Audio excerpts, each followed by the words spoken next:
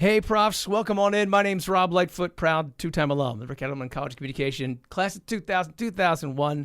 This is Beyond the Brown and Gold. I'm Jessica Kennedy. I'm the co-host here, also a two-time proud Rowan alum, class of 2008 from the Rick Edelman College of Communication and Creative Arts, and 2015 from the College of Education. Thanks so much for joining us today.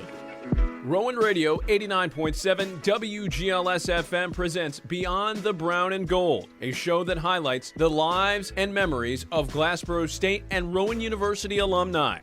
Now, here are your hosts, Rob Lightfoot and Jessica Kennedy. If you're joining us now, you're tuned into episode 2 of our Prof Sweethearts Beyond the Brown and Gold edition. So we've previously shared some great stories. Great stories, but there's so many more to tell. There's more. So we had to make 2 episodes just so we can share so much prof love that we have. So enjoy.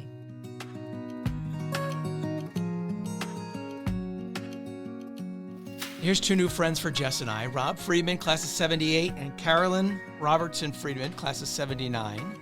These 2 prof sweethearts were both accepted to Monmouth College, but decided not to attend. Eventually, the 2 wound up living next door to each other at Glassboro State. Now, the 2 have been married for over 40 years. So take us back to the time pre-photo, before you were snuggling in front of the building. What led you each to Glassboro, and where were you from? I guess it was 1977. We both moved into new campus apartments. Rob is next door to me, and I was coming up the steps, and he threw a sandal out the door that his roommate's girlfriend's dog had chewed up. I was like, "Who is this guy?" I have no recollection. Next door neighbor.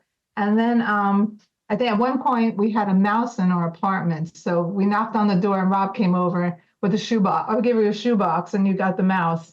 So then we started like talking, and one thing led to another, and you like my choices of albums. I wasn't into disco, so you like that fact about me. Now, Rob, was that your move? You just put the mouse in the house? Is that how you got in there? And that had to be the move, because I had no moves. I mean, seriously, it's one of those delusional things. I wrote in the note that it was really serendipity, that we ended up there as neighbors, because Caroline got accepted at Monmouth, and so did I. We both decided not to go there. She went as a freshman to Glassboro. I decided to transfer after my first year at William Patterson, basically because so many Verona High School kids went there. That's where I was from, and we had a huge population of kids, and I went down there a couple times.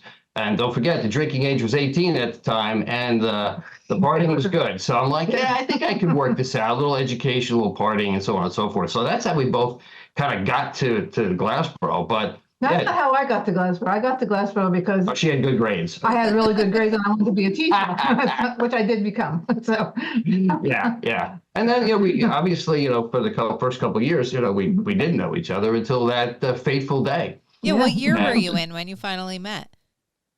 I was a senior, so it was September of 1977. I was going into my senior year.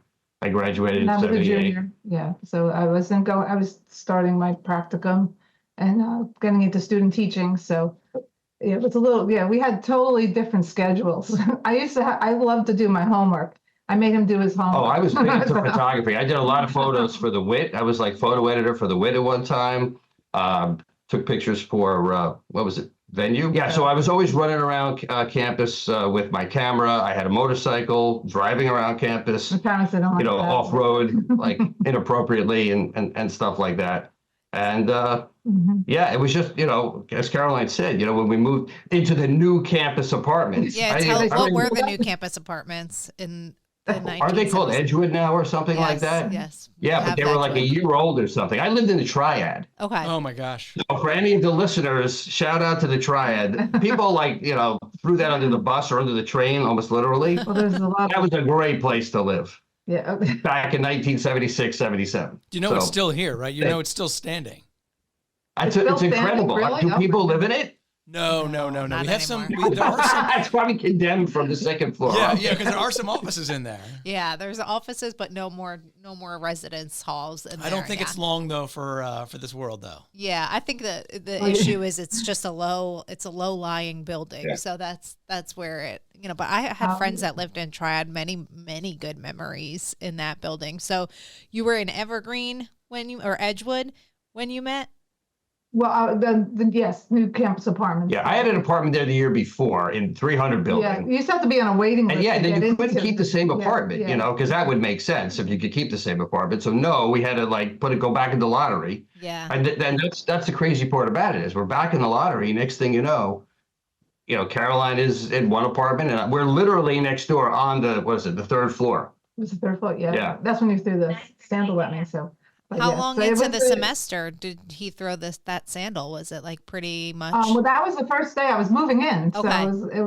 this is our first contact Yeah. or seeing each other. Caroline had asked her old boyfriend to help her move in. They weren't together. Okay. Yeah. And so, I see this woman, this really, good-looking blonde woman. And again, my hair is out to here, and I'm, like raggedy, whatever. And he's like, "Oh yeah, she's with me," and all this other stuff. So he's trying to Territory. Yeah, so. And I'm like, "Oh yeah," but but we're not even going out anymore. yeah. so But it's like- Caroline's my next door neighbor. This is the kooky part. The year before, my roommate went out with his next door neighbor Oh, get at out. Edgewood. And they ended up getting together and blah, blah, blah. And so when we moved in, I'm like, I like this woman. I like to get to know her. But I can't be going out with my next door neighbor. It's like, it's going to interfere with, whatever. I had nothing going on. But delusionally, you think you might have something going on. So it took a little while, over the semester where for that first semester in the fall to just start to get to know each other. Right, And so, that's sort of how we start. And then, you open the door, oh, hi, and you're making like goo-goo eyes at each other. And we're both kind of shy people at our core. So, I wasn't ready to make a move, and Caroline was. Well, you did at the end. So the end of the semester. What's that rush? That's not right. No, you did ask me out for New Year's Eve. But of course, we went back to school. Everybody's out on what they still call it intercession? Yeah, They still call holiday it- break. Yeah. Holiday break. They used to call it intercession. So we went back and we went, we had our first date on New Year's Eve, 1978. I We brought 1978 in. I did so kill a mouse. That was, that was how I had to funny. prove my manhood. Yeah. Yeah. That's always. Capturing it. I don't know if I killed it or we just rehabilitated it or let it go somewhere outside. But But New yeah. Year's Eve is a big swing, so you must have had, because New Year's Eve is kind of like one of those holidays. Yeah. where, If you're gonna be with somebody, you better really like them. yeah, on New Year's You know what Eve. I mean? I think by that time, kind of like making all these little faces and whatever at each other for like enough already. I should probably ask her out. But again, it wasn't super. It was a chill party. One of my roommates over at Mansion Park, which is probably not called Mansion Park. It's not there anymore. Mm-mm. It's not. It was bad. Did they wipe it out? They wiped it out, and there's Holly Point Yeah, anyway. Commons, a beautiful dormitory Oh, there. all right. Well, that was exactly, for any listeners, the exact opposite of that. Yes, it was. Right. I also lived there in 2006, I think. Yeah. We went to my ex-roommate's party over there, and it was like so boring. You're falling asleep. Oh Yeah. no. It was Kind of like what we do now for New Year's Eve. Yeah. But we were always into music, and a lot of we weren't disco people. That was the one thing that I also liked about Caroline. She's a rock and roll girl at heart, and that's was really important to me. And so, that first semester we even started. This is 1977, so we're playing. We always had the Billy Joels, and that kind of like core stuff. Kansas, that was big. But then like Elvis Costello, burst on the scene. So we're always into some new music, but we love the 60s music too. And I had a ton of 45s from when I was a kid. And we used to like play those and things like that. So we go to this party on our first date. It's super boring. And we're like, hey, you know what? Let's go back to our apartment and let's just play records, and like have some drinks and stuff like that. And that's kind of what we did. That was our first date. It was just like And that's about Helen all on we the ever party, did. That whole sort of playing thing. 60s 45s, Tommy James and the Shondells, Crystal Blue Persuasion and Crimson Sorry. Clover. And Oh, Before he asked me out, he had Oh. said that he was thinking about leaving college. And I said, I like, you're a senior. Oh, yeah, right. Why would you want to like? You're almost done. It's a good thing you were there to And coach I was them. like, what is your problem? And so I was kind of like, that's Wow, throw really me weird. under the bus. I am throwing you under the bus, but so I talked you into staying, and your parents thanked me later at graduation. But and you got straight A's the next semester because I made him do his homework. Yeah. Well, I took 2 pass fails, to be perfectly honest. But, Yeah, but he made the dean's list. yeah. First time. Yeah. So- Yeah, that So was that was kind a of sign. But I was really big into Yeah. photography and thought I was going to be a professional photographer at one point. So yeah, I was a little misguided, but thank goodness for Caroline, to keep me on the I like to straight take now. credit for that. Then and now. Yeah, so then we dated, and then he graduated, but I was still there for another year. But I was doing my student teaching, so it was like a job. So used to come down sometimes on weekends, and You were the Crossings. I was in the Crossings my final. That's still there? Oh yeah, that is still here and still very active. Yes. Yeah, I lived in the Crossings my last year. So, and then you would come down On the weekends, Yeah, yeah. and then In my- when I graduated. Oh wait, I would make it down the Jersey Turnpike in my 71 Pinto. Had a hole in the floor. This is a woman, and this is why I love her so much, is because she didn't need the pretension. She must have liked me for me because I didn't have a nice car, right? I wasn't a snazzy dresser or anything like that. She liked you for your excellent taste in music, it appears. Whenever So. you couldn't go in puddles, the water would come right through and like soak us. Oh boy. That was We tried nice Hondas. That was a sad car, yeah. I mean, we would never let our children drive in a car like that. So what happened so after you graduated? Well, then I guess took like about 2 years. Well, you until went back to Yeah, I was teaching Hazlitt, in right? my hometown of Hazlitt, and you were working. Then you got a job in New York, and then we wound up. We moved in together in 1981. Right, and we got married in 1982. So yeah, so we in Bloomfield, New Jersey, we Yeah. decided that it was time to instead of this back and forth to originally Glassboro and then to Hazlitt, Yeah. we're always let's commuting. get together. Yeah, so we had a very humble apartment in Bloomfield, New Jersey. But actually, we moved to Old Bridge because we had our Yeah. first son, and then we didn't want to live up in the city anymore. We wanted to move down back to like where I was from. So we had Ben, and then we had our other son, Zach, and then we had Samantha. And then when we had Jake, Oh my gosh, she keeps going. house. we were like, okay, now the house is What's your too name in your small. classroom there? And that's when you were working in Merrill Lynch, and then we moved over to Colts Neck. Okay, well, slow down. I'm moving along. We'll go I know. 20 minutes to tell us about 40-something years of It's life hard to here. squeeze that all in. So 4 Because kids. we go all in. So then we moved to Colts Neck, and that's where we raised our kids.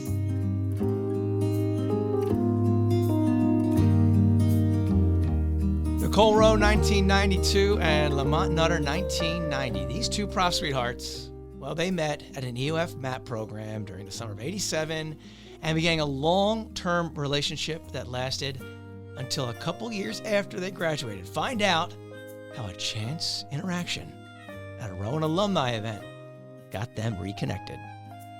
So I actually met him. I was part of the EOF program in the MAP program, and I met Lamont the summer of my EOF program, which was the summer of 87.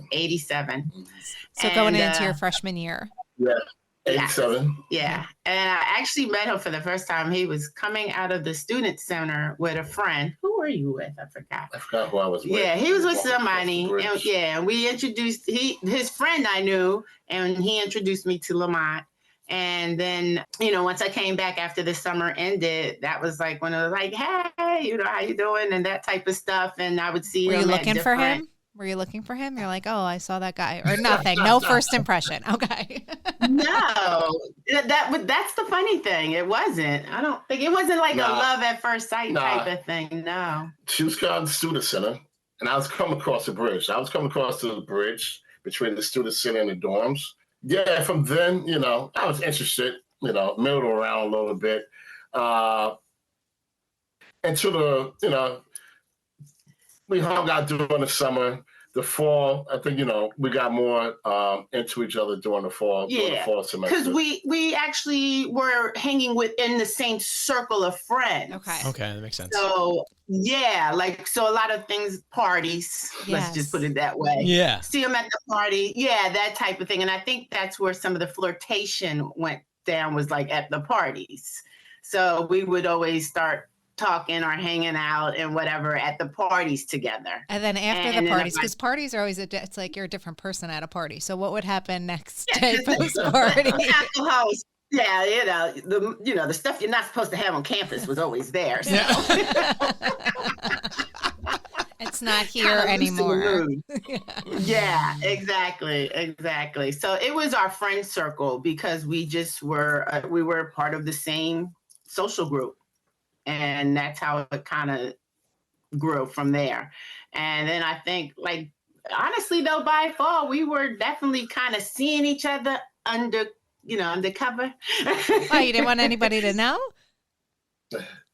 No, that was early on. Yeah, yeah, like our friends really didn't know. Yeah, that was early on. But then I stayed in the North Halls. So I was in Magnolia. Okay. And he literally lived across the street in those off campus in those townhouses. He was on the track team. Yeah. So he lived with Coach Adamson. And then she used to come visit me up north. I should come visit her in the summertime down in the South until we came back to school. Yeah. So we celebrated breaks together. So he's been to my house when we were have Christmas break. And like he said, in summertime, we would go up and down the turnpike and visit each other. And a couple of summers, I actually stayed on campus for summer classes, and he would come down and stay, So it was pretty serious to be making that hike up and down the Garden State, right? Yes. Yeah. And for how many years did you do that for? The whole time. Oh, wow. Okay. This got serious fast. Yeah, we were together the whole, I'll say 5 years, because I did the 5-year program. We were together. He graduated. Even once he graduated, he went back up north. He would still come down to see me for my last year. So. And then what happens? Because there's a little bit of a lapse, right? We had made plans in my senior year that when I graduated, I was going to look for jobs in the Central Jersey area, because it just so happened that my family had moved from Willingboro to East Brunswick. Okay. And so my mom still lived down here, but I lived with my father and my stepmother. So I ended up going up that way. So we had found an apartment together. No, see there she's looking. This is we had found an apartment. We did that whole thing together, looked at apartments, everything. He was working for, at the time, Continental Airlines. Continental. Wow. Yeah, so that was another thing that helped. Like when he would come down this way, he would literally take the commuter flight through Continental from Newark to Philly. 20 minutes. Is that a thing? Ride from Yeah, it would go from Newark to Philly, and I would go pick him up in Philly. Wow. And then once I graduated, prior to me graduating, I literally looked for jobs all in the Central Jersey area. I ended up getting a job that was based out of Edison. So we were going to try, and he was in Newark, still working for the airlines at the time. And we went and looked for apartments, found an apartment. And the day we were supposed to move in, he said he changed his mind. Oh, my goodness. Boy. Oh, my. You really pulled out the literal rug from under her. This is a story all of a sudden. This took a twist. All right, Lamont, let's hear it from your perspective. What did that look like? He's not on trial here. Well, maybe. Okay. No, I got cold feet, and I was just like, if I really wanted to do that. Yeah. So, just to be honest, I didn't want to go and just be like, okay, let's move in. And it wasn't sincere. Yeah. No, that's good. So, it's hard to swallow at the time, but Yeah. that is the right thing to do. Yeah. So I went ahead and moved into the apartment. Nice. And where were you in a headspace, though, Nicole? Let's talk about that. Yeah. It was hurtful, of course. But the funny thing about it, we were still seeing each other. Yeah. Even once I moved, we still saw each other. We were still dating. Wait, And, what? Okay. So Yeah. you were, even while you were in the apartment, you were still dating, but you were just like, I'm not sure we're ready to move in yet. Okay. Right. Okay. That was that. And he literally went and got an apartment in Ford's, which is right up Route 1. So he was literally like, what, about 10 minutes away from me. So he went and got his own apartment. I was in our apartment, and we were still dating. Okay. So I would go to his, I remember I went with him to go look for furniture for his apartment. Oh, you're such a good girlfriend. Well, I don't want to probably give out Lamont's secret here, but the guys, if you make it a little bit harder for them, they like that chase. You know what I mean? You can't be buying furniture, apparently. Right, You can. Let's not give. You got to play hard to get, though. You got to play hard to get. This is bad advice. Yeah. Don't listen to this advice. Clearly you did it. So that actually went on for about 2 years. Okay. Finally, it just kind of changed. The whole relationship kind of just changed, and we decided to break up. Okay. Literally.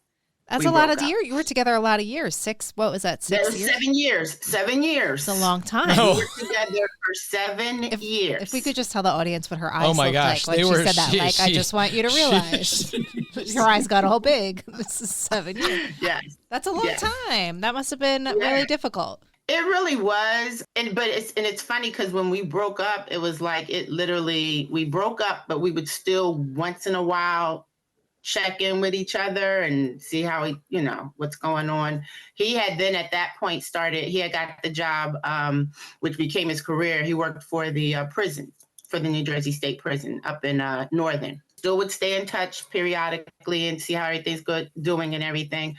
And I will tell you what was the heartbreak of my life was, though, after we had broken up. Oh, now he's rolling his eyes. Because you know what's so funny, how I'm turning this into a positive? I'm going to tell you in a minute. Because it was Valentine's Day. Wait, you broke up on Valentine's Day? No, we broke up a while before Okay. then, but like I told you, we were still in contact. So there was always that glimmer of we're going to get back together. mhm. For me, I always thought we'll get back together. We'll be okay. He called me at my job On on Valentine's Day. Valentine's Day. Okay. And he literally told me on the phone, he's like, I don't want you to hear about this from anybody or any of our friends. He's like, but I'm going to be getting married. What? Whoa. How did you hide that you were getting, like, in such a serious relationship, you were going to get married? So you can imagine That's how that felt.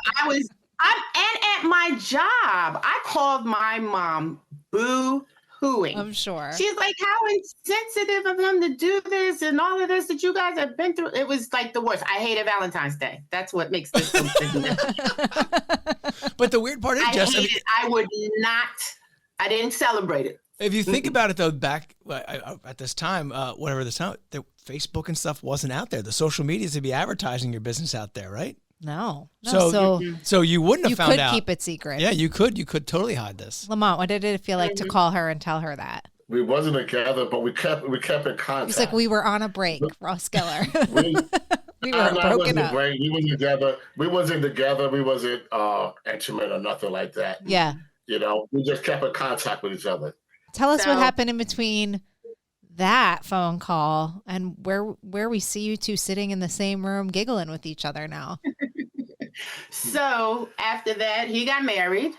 I actually ended up having a daughter, like maybe a year or two later after that. And he actually did, though, even before he got married. One time we actually did meet up and he cooked me dinner and I brought my daughter in. Yeah, that's how sloppy it kind of was. It was still kind of sloppy. We weren't, but like I said, it was not, I went to dinner at his house. I'll never forget. He came out to the car to come get the carry thing because my daughter was an infant. She was probably only like a month or two old. Aw. So I don't know, he came out. That was the last time I saw him. Did you We had feel dinner. like now that you had a daughter too, like that it was a little bit on your decision not to see him anymore? Because you were like, okay, now this is enough. I need to close this up. Yeah. And I think that's kind of where it was at. Like once that, because, and that's sitting around your face, like I have a daughter, you're getting ready to get married. This definitely can't, we can't do nothing at this point. So it was pretty much done with. So I never saw him. But again, I kept in touch with a lot of my college friends I'm still friends with. And a lot of his friends, again, we still kept that same kind of like social circle in a sense. And I would talk to people that we went to school with, his frat brothers. I would see them every once in a while. I'd be like, how's Lamont? How's he doing? And were you secretly hoping, like, I hope he's kind of doing crappy? Why do you think she was asking? Why do you think she was asking? Well, you know what? I think for me, I always felt like our chapter had not been finished. You know what I mean? Like, because we didn't end on bad note. Like, No. Even with the way things went down, I never really like hated him. I just, lives just kind of went a different route, but it was still like, I love this man. This was my soulmate in my head. I don't know how I was with you, but like, it always felt like, how's he doing? I need to know how he is. Is he okay? And the funny thing is, his best friend, who's from Newark, that I met just through hanging out with Lamont, he moved to Willingboro. So I would see him every once in a while, and I would always get updates from him. Oh, was he playing Yeah. Cupid? So I would be like, how's Lamont? Oh, he's doing, and he would tell me that, oh yeah, me and his, like he would tell me, yeah, me and his wife's name is Laura, and Lamont and his wife. Oh yeah, we just got back from a trip. Oh, We great. did a couple. Lamont, you got a trips, mole. you You got to know. keep. You got to get this guy to shut down for a little bit. Whoever this guy was. Yeah, and then I befriended his best friend's wife too. So it was like I would see her and, oh, did you see Lamont? How's he doing? She'd be like, oh yeah, girl, he's all right. He was at the house last weekend, So he's coming down to Willingboro, at that time. And within that time frame, I had moved back to Willingboro. So that's how I would run into his friend that moved down here. And whenever I see him, I just ask him, and he would give me updates between him and his now wife. Yeah. So I always still kind of had my hands on him in a sense, even though he didn't know it. Lamont, did you know it? Were your friends like, hey, we saw Nicole. She was asking about you again. Well, no, he used to always tell me. That was my best friend. He used to always tell me. Yeah. And then, after I went through my tribulations, through my divorce, then one day we just wind up, a year later, we wound up hanging out. We ended up, he missed the part. We both decided to finally attend homecoming. Woohoo! Not knowing. Not knowing. Yeah. It was, and I can tell you, it was the October 8th, 2016. Whoa, Wow. whoa. He had just got divorced. His divorce finalized that Monday. Homecoming was that Saturday we went to. Wow. So, and both of us had never been to the school since we graduated. Wow. And you hadn't We really had seen never- each other, right? You were hearing No, about each other, but had not. Okay. Nothing. And he's not a social media. So, social media. He's not on social media at all. So there was no way for me to, I know just that. came down. I have friends I have people that was going down. I was like, I've been down there forever. So I was like, I'll go down there. And lo and behold, who I run into. Uh-oh. What were you Yeah. thinking when you saw each other? Was it awkward? It had to be awkward. Yeah, it was cool. It was right. cool. It was They're so chill. it was always nice. chill. It was cool. It was nice seeing her. My heart dropped. It was cool. It was nice seeing I'm her. sure. My heart, it was like when I was with my girlfriends and I was like, oh my God, he's here. Oh my gosh. It never goes away. Yeah. My girlfriend was like, what? They call him Nutter. She's like, Nutter's here. And I'm like, yeah. I'm like, oh my God. Just like so excited. And of course, I I think went up he's and ran on blushing him. in the background a little bit. He doesn't want to admit it, but he's blushing. Yeah, ran up to him and hugged him like, oh my God, how are you doing? I missed you, and we literally we chit-chatted, talked for a little bit. And before we left, we exchanged phone numbers. We exchanged numbers, but I didn't really think like nothing would become of it. It was just, it was nice seeing her and everything.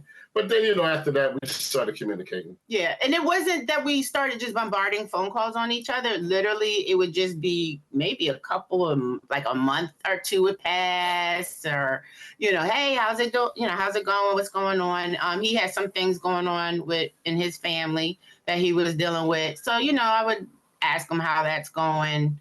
So who made the first move to meet up? I guess it's Nicole. Who called who? When we first... I think probably Nicole. Yeah, probably me.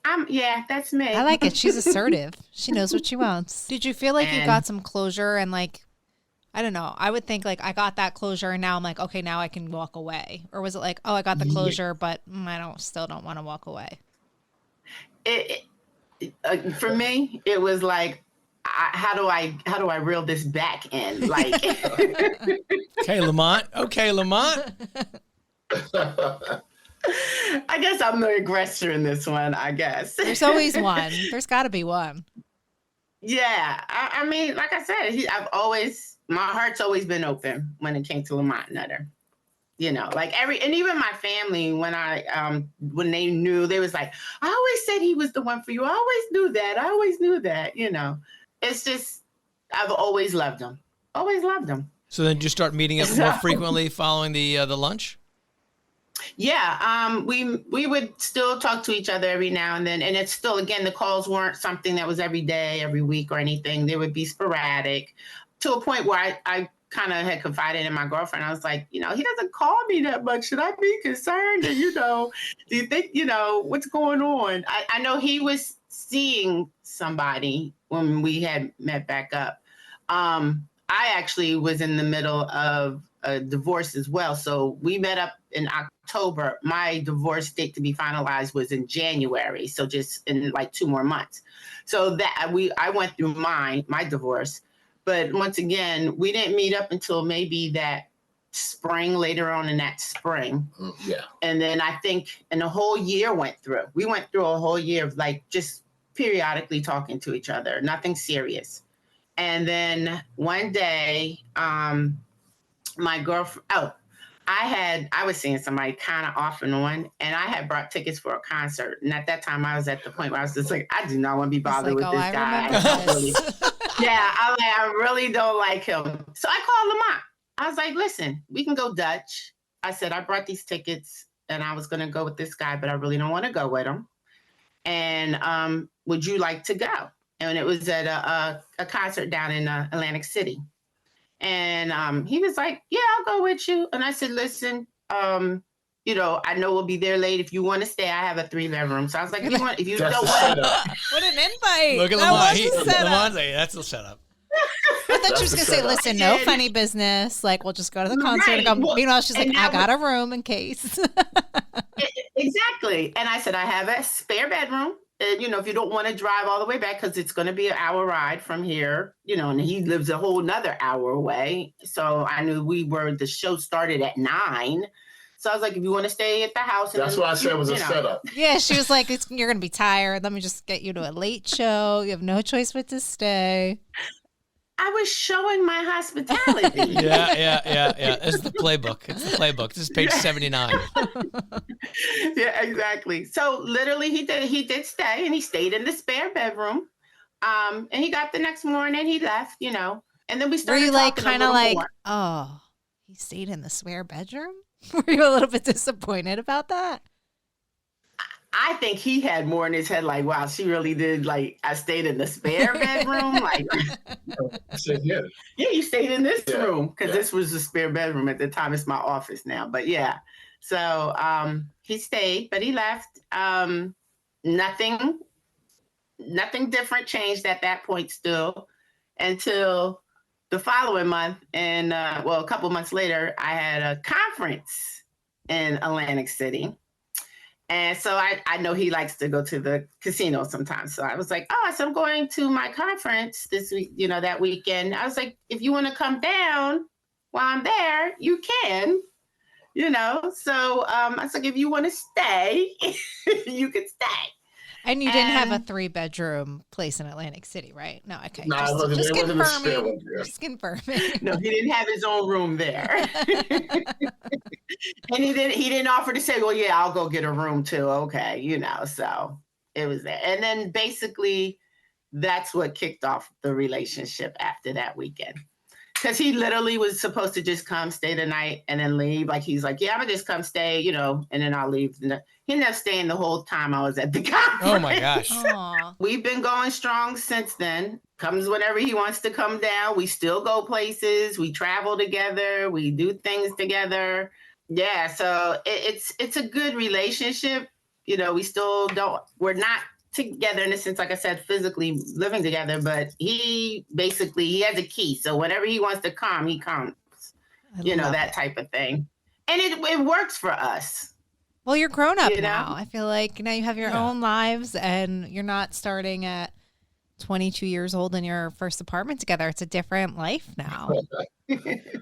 Yeah, I mean, it's different. It is a mature relationship, which I like about it. And the thing about it, it was so easy to go back into it because, you know what I mean? Like, we still are like friends. That's true. Yeah, we're still friends, like real good friends that happen to be lovers, I feel like. It's just like, he's my friend. He's my best friend, and I love him. Let's welcome Kate Juniewicz, class of 2017, and Constantine, Dean Pella, class of 2018. These prof sweethearts met when Dean was tutoring Kate during her bonus semester and planned to marry in 2026. So my mother is actually an alumni. So number one, Right. I was a student athlete and I really liked the Ringo Adamson. He was a main component of why I went to Rowan, along with being a legacy. Also, another person who was probably the most influential of me choosing Rowan was Mr. Woodruff. He's the director of disability services. Yes, John. Yes. So he was the main, okay, those 3 reasons is why I chose Rowan. Love a legacy family. How about you, Dean? Yeah, so I chose Rowan. I know I wanted to go to a school that was more in-state. I'm originally from North Jersey. So I wanted to go to a school a little away from home, but not too far home that my mom would freak out. So Rowan was like the perfect distance away. It was about like an hour 45 on the turnpike. I just loved the campus. It was there's a lot of class pride in it. And it was kind of like a campus town, it felt like it's its own thing, its own location. I love the science program. And actually what really drove me in was that they had their own planetarium. You don't hear that too often. That was the biggest shocker for me. I was like, I can come here on Sundays and I get discounts just anytime I want. That's great. Because I love the Hayden Planetarium in New York. So I was like, this is perfect. Just my own, a little planetarium here for us. So that was another big draw. Did you come in at the same time or the same year, or was? No, I was a year behind. Yeah. So this kind of wraps into our story. I stayed in what I call my bonus semester, fall of 17, to take biochemistry because I had a pre-health concentration. So that was the last thing I needed. So it was kind of a buffer semester, and he was my tutor. Yeah, that was for Dr. Heck's Intro to Biochemistry. I was the only tutor for that course. Yeah. So you must have had a struggle with biochemistry. That's my takeaway. It was a hard class. It was a really tough class. Probably not for you though, because you were tutoring. No, I mean, I worked my butt off during that thing. It was not easy. It's not an easy course, and in a good way too. It really preps you for that medicine course. Yeah. So I was tutoring it during my senior year. Yeah. While she was taking the class, and that was kind of how we first met. Yeah. Had you ever crossed paths before that, or no? No. And I'm I was trying. We were in the same major too. Same major. We probably, incidentally passed each other during some of the pre-med meetings. Oh, 100%. They would have people from the different schools, medical schools, come and do talks. So we're probably in the same room, but we didn't pass.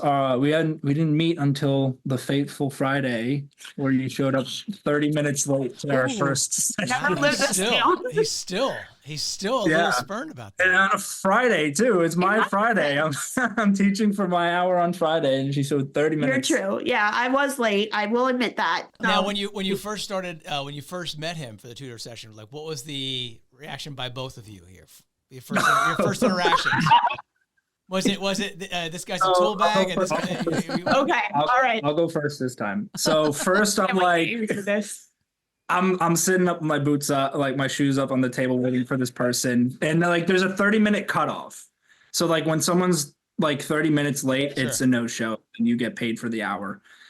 She shows up at the 29-minute mark with terrible. God, Kate. 4 binders, So bad. and she slams them down, and she's like, "Okay, I know I'm late, but I got to get through glycolysis, which is like a whole 3-day process that you got to sit through." Oh, And Jess like, I'm and I like, know all about it. We talk about it all the time. Yeah. so we were like, I was like, "Okay, this is not happening in 30 minutes. I'll tell you what, I'm not doing anything Sunday. Let's meet at the Barnes and Nobles. You buy me a coffee, that's my payment, and we'll go through what you want to go through." And After that she was our late, first you must have official. thought she was cute, because if she was like a half hour late and then like panicked when she walked in, and then you offered up a Sunday for a coffee, you must have thought, "Oh, she's kind of cute. I'll hang around." Yeah, she was pretty. I liked her. On the flip side, Okay. yeah, I was late. Yes. I will take full responsibility. But this man here was wearing what I describe as a hobo outfit. You know? So like probably like a cat t-shirt and like some gym shorts that do not coordinate whatsoever. At all. Was it winter and you were wearing Something gym that a middle shorts? school boy would wear. I was wearing like the flat that's with the Adidas slippers with the socks, high socks. Nice. I call those to massage your feet as you walk shoes. Oh yeah. You should do it. I have a pair. Like the cap with like flip backwards. Yeah, the back cap. Yeah. Yeah. So automatically thought he was a frat boy. Okay. Automatically. You're like, this kid can't possibly teach me biochem. No way. No, I knew part of when you sign up for tutoring, or at least when you used to, because this has been a couple of years now, like they would give you, like when you sign up, the tutor has an option to give you a description of like kind of how they approach. I forgot what I wrote. But I forget the exact wording of it, but he was like, Me too. you know, the bottom line, it was like, I really want to help you. Like, and it was just a general message, not directly towards me, but it was like, it was really a compassionate like message, and saying like, oh, okay, this guy is not only smart, but compassionate. And she was like, I like this one. This one's nice. then he showed up and he looked like a frat boy. Yeah. So I had no doubt that he was, you know, he's brilliant. I knew that. But like, so the real question is, were you a frat boy? Were you a frat boy, Dean? I was not a frat boy. Okay, No. just Oh checking. my gosh, no. Was it never a thing for you? I've been in frat houses before, and I'll never go back in there Never again. return. We're going to do those on a different episode. We're going to talk about the frat house. oh Yeah. So take us to the Sunday. An hour. What was the Sunday like? Yeah. Oh, so what God. was Sunday like? That was our first. That was our Um, first official study session together. Yeah. It was. It was Oh, back God. in October. Was it end of October or mid October? I can't remember. I think it was beginning of I October. think it was the beginning of October, because I remember at like as soon as there was like tutors available for the course, because I knew it was going to be difficult, because I had Dr. Heck in the past. He's again Dr. Heck, like tangent. He brilliant guy, So good. so helpful. Like I knew his class was going to be difficult, so I found a tutor as soon as I could. So yes, it was the beginning of October, because if there were sessions available in September, I would have signed up then. So yeah, we had our little study session there. Uh-huh. She brought all her books again, like 14 binders, and I'm like, "Why are you writing that much?" I do I not had my have laptop. white. She got me my cappuccino. All right, good. I was going to with say, ring the milk. register on her at least. And she had her green tea with ice on the side to cool it down. Wow, you and then we remember what just she talked about it. drank? It was a love story. These two are, he can make this thing Also, all up. black Amazing. coffee and a cappuccino, I but think I got a cappuccino. It might have been black coffee. it probably was black coffee.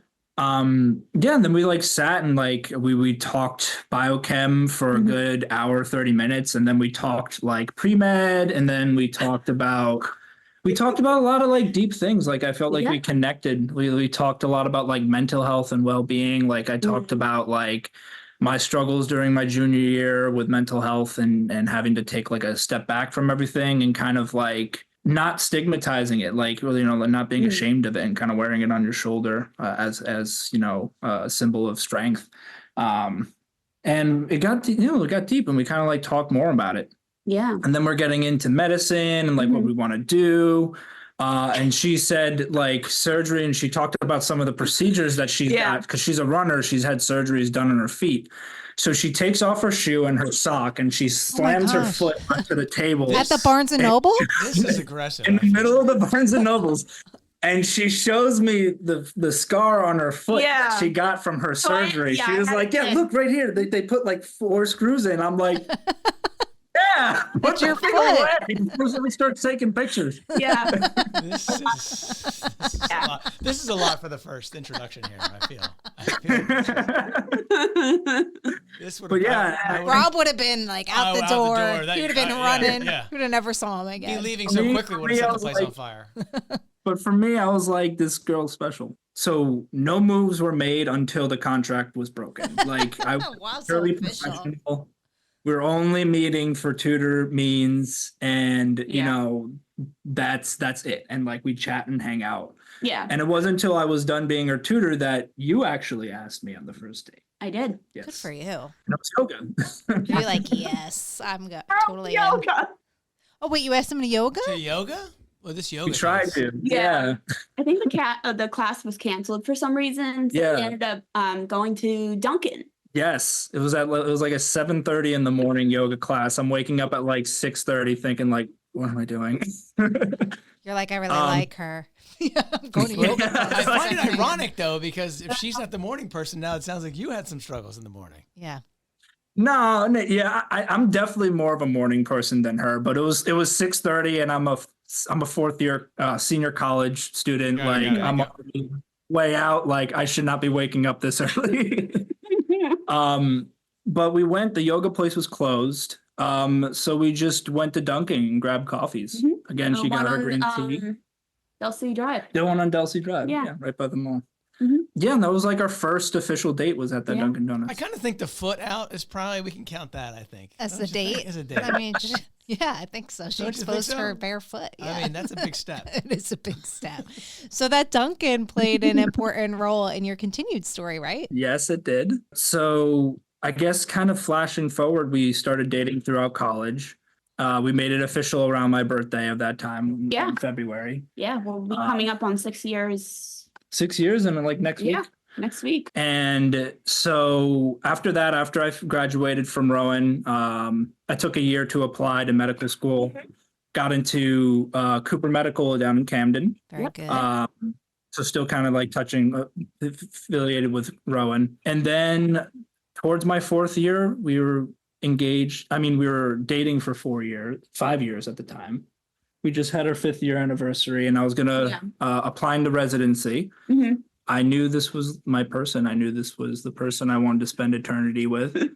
I scrambled some cash together to try to get her the ring. You got all those medical school bills. Yeah. So I had some time to get a job and start making some money, squirreling some money away. You were actually tutoring too. I was tutoring, and then I picked up a job writing prior authorizations. And then I was working with her mom to kind of get her ring size. It was always in the air because we discussed about marriage in the past. And we were already talking about how we wanted to do it, but it was just finding the right time. So I led with the guys I'm working on it, baby. Maybe not this year, maybe during residency. And then I was the whole time I was just in cahoots with her mother and her friends, trying to get her ring size, trying to get her design, which she sent to me, which I think is a smarter thing to do. Good girl. I got the blueprints, so I knew what she wanted, and just was and I want it's custom. So I was very specific on what I wanted. Yeah. So I'm like, I might as well give you a blueprint. Yeah. So I passed it by the mom. I passed it by her friends too. And like, would she like this? And then, then May came around. Yeah, and do you want to tell the story? Mm-hmm. Yes. 2 weeks after his medical school graduation, we wanted to do a field trip on main campus, just to like walk around and like, go to Pittman, go to little stores, just like kind of reminisce on the times. Mm-hmm. And we ended up at Dunkin'. Yes. Luckily, there was no one in the store but us at the time. But that's a obviously tiny Dunkin'. My drink was I was thinking the same thing. Yeah, it's such a small Dunkin'. It is a small Dunkin'. Mm-hmm. A small Dunkin', yeah. It's a very small Dunkin'. So I sat down. He gets the drinks. I see like, oh wait, hold on, let me get the cup. Oh, you have the cup. That's right, you have the cup. This is the first interview we've done with Props. I know. I love this. This is good. Nobody's ever come around. So I noticed this cup when we came in. Didn't think anything of it, obviously. But apparently it was planted there on purpose, knowing after the fact. So he gets the drinks and then like he puts the ring on the ice next to my tea. And I'm like, oh my God. Oh, she gets up. Oh, and I freak out and I run to the bathroom. Screaming. Yeah, it was not good. It was a good thing there was no small children or other patrons. It was very before bad. he got a chance to ask you and before you got a chance to answer, you Oh, yeah, just she was- ran away. Oh my gosh. But the thing is, I knew this was going to happen because I know her. I know I'm her. a very She's, animated person. yes, and she's So- very verbal, and very. So I knew this was going to happen. So Yeah. I kind of expected. The staff didn't. So Yeah, I'm like, no. They were like, She said no. Oh no. I'm like, no. This is her process. Just No. let her go. Trust the Yeah. process. Trust the process. She's flapping her hands Oh around. my God. It was the whole proposal was a mess too. Like I was showing it to my brother and he was like, "Bro, you went on the wrong knee. You put it on the wrong hand." Oh, wait. Is there a wrong knee? I didn't know there was. That's what I said. The wrong guy. That's what I said. We have right Rob knee. practice. Yeah. And then like while he's on his knee, I like whack the ring out of his hand and it No. goes flying. Oh my gosh! What a show you put on for the Oh wait, so staff at Dunkin'. were other people were there watching? Your family was there to see all of this hot mess? Yes. So yeah. So I had hid her mother behind the Duncans, and Yeah. she had made a bunch of Yeah. billboards. Your mom and is like, behind the donuts right at this point. Is this? She's I behind the hid her corner? back there because we're at brunch, and Yeah. I told her like, "What? I'm getting the check. Head there now. Hide in the back." Okay, first of all, who has my brunch mother- and then goes and gets coffee? Yeah, Didn't you have good that at the question. brunch? Yeah, That was yeah. brave. I'd be That like, I'm should've good. I'm good. My mom had COVID. Yeah, unfortunately, Oh. Lisa was unable to make it. But Yeah. my mom was there, and like after I had said yes, my mom comes around the corner with all our with the All the posters. and stuff like that. Yeah, so that was cool. Yeah. So then we just toured around, took pictures around the campus. She was flaunting around the rings. She was again jumping around, screaming and dancing. A lot of running around. We have wedding plans underway or what? Yeah, right now we're mostly just saving up for it because Yeah. weddings are expensive. I know, I think it's so like silly. because the post-COVID year just really like took a lot of spots off the map. Mhm. And also my older brother's getting married this year, Yeah, so a lot and of the then- attention's there. Ray's getting married in May. I think it gives us a lot of buffer time to kind of like squirrel away some more cash so we can have our wedding. But we're starting to like make lists and we're starting to think about venues. We'll probably like hopefully have the official thing in maybe another 2 or 3 years. Yeah, when we move back home. Violet Leek Martin, class of 1983, and Chris Martin, class of 1982, met in 1979. The Prof sweethearts crossed paths during their time at Glassboro State College. Violet, who was a cheerleader at the time, and Chris, a basketball player, have been inseparable ever since. Chris was at Glassboro State before I got to Glassboro, right? And he'll have to tell you how he got there. But for me, I was the youngest of 3. And then I didn't want to go far away from school. I was just my mom and I. There was a 13-year difference between myself and my siblings. And my dad had passed when I was 10. And I just didn't want to go far. And I ended up I went to a couple of the colleges because I grew up near Kane. I definitely didn't want to go there. I didn't want to go to any place that was more of an urban flair. So I didn't go to Jersey City State or Montclair or any of those because I was always familiar with them. And I settled between College of New Jersey and Glassboro State.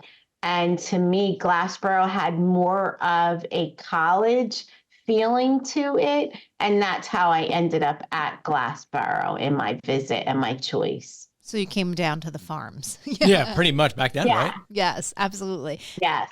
And Chris, how did you find your way here? Well, I was an athlete. I played basketball. Going to go to another school out of high school. I thought I was going to go to Seton Hall because I got recruited by them, but it didn't work out. So I was headed to Rutgers. And my cousin who played at Glassboro, Greg Ackles, was just finishing up there and said that I should come there and play. And I said, no, I'm better than that. I should be playing at a higher level. But at the time, I really didn't have anything else. Coach Sequella came to visit me at my home, who was going to be the new coach to work for Coach Collins. Chris, where did you grow up? Partly in Philadelphia and partly in Wellingboro, New Jersey. So how long before you were both at Glassboro that you found one another, and what did that look like? You want me to tell the right story? Because you might not tell the right story. Whoa. Okay. So you tell your version of it, and I'll put my spin on it if I think it doesn't reflect what I remember. I was already there, like she said, and when she came, I was playing basketball. She was a cheerleader. So we started, having little conversations and stuff. And eventually, she tried to play a little hard to get talking to me about her boyfriend. I guess was her boyfriend at the time, who was playing football at Rutgers University, which I kindly notated to her that it didn't matter. That her boyfriend was at Bold. Rutgers University because I was a star here at Glassboro State College playing basketball. It's true. And I was a little injured at the time. I separated my shoulder. So my game was up. with a shoulder harness. And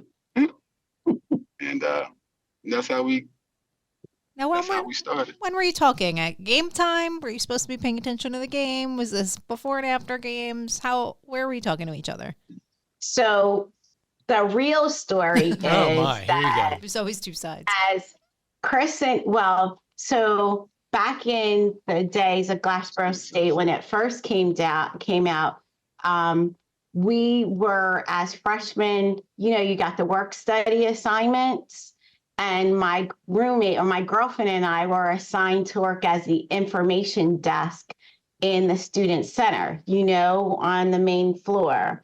And there was always someone present. So our work study hours were in that area, and everybody would meet and confiscate right around that whole second floor. CAF was there, everything, Rathskeller, whole kit caboodle.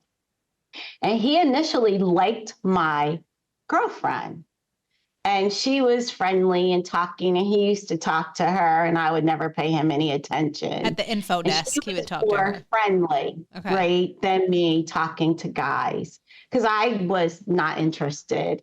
But one day after I was cheering, and we cheered for basketball, football, and soccer, and he and his friend Orlando, after the John Green football game, hung out that night. And then I got to know him even better that night with us just hanging out driving around town, listening to music, because really there was nothing to do. And Orlando was showing my girlfriend Toya and I all around South Jersey because we'd never been. So he had this Vega with these great speakers with this awesome music that we were accustomed to listening to. So we just all hung out, and then it's history from there, like he said. But like, what happened next? So like, did we do a second? Did we do a next date? What happened? Yeah, was that a date? Was that just when That was the just official us ask? really- was there ever official ask? Just like there was never an official ask of you asking me to marry you. Oh boy. Is this official? Right? So no, Yeah, I can tell you when the official was. So we were chatting and we had gotten closer as friends. We became official when it was on New Year's Eve, right? Wasn't it New Year's Eve when you and Tony and Mike Love came up to my house, and we all went to the club that weekend, remember? And I took you to the El Castillo, because I made you all of this like terry cloth wrap with your name and initials and all of these things, and that was your Christmas present. Do you remember that? Yeah, I remember coming up to go to the club. I don't remember anything about no terry cloth wrap and all that. Chris, I made just so you you the black robe with the black initial, with the initials. Chris, I would say CM. yes. Oh, a robe. Yeah, I remember. I Yeah. had the robe. Good job. Good job. Yeah. Now So that was the official. So Violet, I have to ask though. I think we're all kind of wondering what happened to the other guy. What happened to the Rutgers guy? He went by the wayside. He was a cheater anyway. Okay, Oh, see, good thing you kicked him to the curb. yeah. Yeah. I think he was kicking me to the curb the same time that I was kicking him to the curb. It's very Good. convenient. Conveniently timed Yeah. then. Yeah. He and Chris did meet up one time though, and it wasn't pretty. I'm sure. I'm sure. Well, these are love stories we're telling, so we won't tell that side of the story. But So it wasn't like they got into, like, they were just posturing and Chris didn't. He's like, I'm not going anywhere. So, you know, bye. And he walked away. So what happened post graduation then? Did you decide to, after you didn't really want to be apart, you moved in together? Or where did you got engaged? Yeah. What So happens? illegally, we lived together on campus. Love it. Right? He maintained his space. I was an RA. So he always, after that year, he had, ironically, had a single with one other roommate who never came to school. And your roommate, I don't even know what happened or who that person was, but he always seemed to be alone. I had my own place, so he would come up and stay with me, and that was nonstop. He was always staying with me, even though he had his place. And then we did move in together because naturally we were a couple. So we did everything together. And then once I officially graduated, we moved into an apartment in Blackwood. And then that was in 1983. Wow. And then we got married in 1984. All right, let's talk about this osmosis proposal because yeah, how did this go down? yeah, what does that look like, Chris? You gotta fill us in on how you get engaged without actually asking somebody to marry you. How does this work? There we go. Non-traditional stuff. We didn't have to, at least I didn't think I had to go that way. I know I talked to her mother, and she loved me. So her brother was cool with me. And I just think I don't think it ever just came in my mind that like I had to ask her that. I just thought it was just a natural, a natural getting together. So was there a ring involved in this natural getting together or not, Violet? Pinky swears? Do we do pinky swears? What do we do here? Yeah, it was a ring. It was her mother's ring, and we had it, jazzed up a little bit at the jeweler. Got it a little more modern, with our touch to it, and that's what she wore. She looks a little today salty is about the- it. today's the day. I just said, we're getting married. I don't remember, do you want to get married? We're getting married. Correct. The ring itself had sentimental value. Yeah. And when my mom asked him if he had, wanted to use that, he said yes. So when we got the ring, it was a matter of, does the ring fit? And it did fit. So I distinctly remember looking at the ring, and he was working on the car. I was like, I think the ring fits. Should I wear it? He goes, yeah, keep it on. And then that was it. And then you're married. And married 40 years, no less. Okay, Rob, big takeaway. How are you feeling after all of these love stories? Warm and fuzzy, Jess. How else would I be feeling about all these? This is so much love that can be shared during this week. No, isn't it fun just to watch all the couples' different dynamics and how they each recall their story a little bit differently? But they all recall very distinct details of when Yes. they met. Yes. Like the flip-flops, throwing, and stuff like that. So, yeah. Yeah, absolutely. Well, we had a great time. We hope we're starting a new tradition here on Beyond the Brown and Gold. So every time we're celebrating love around Valentine's Day, we are interested in celebrating your love. So thanks for sharing your stories, and we'll catch you next time. You've been listening to Beyond the Brown and Gold on Rowan Radio 89.7 WGLS FM. You can find more episodes on your favorite podcasting platforms by searching for Beyond the Brown and Gold or Rowan Radio On Demand.